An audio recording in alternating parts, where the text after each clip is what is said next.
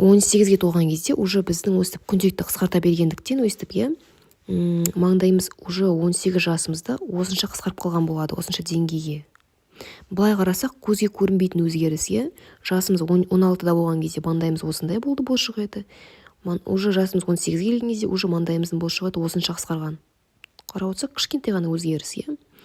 Бірақ та біз 18-ге келген кезде де бәрібір дальше продолжаем бұлшық етті көтере беруді. Маңдайды бәрібір көтере береміз. Күнделікті әңгіме айтамыз, таң қаламыз и көтере береміз. Боянамыз. Және де уже жасымыз 20-ға келген кезде осынша қысқарып қалады.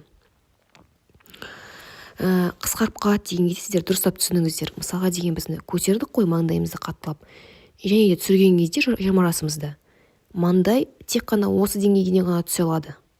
То есть көтердік и түсірдік жасымыз 20 жасымызда. И осыған дейін ғана түсіре аламыз. Біз до конца 0-ге дейін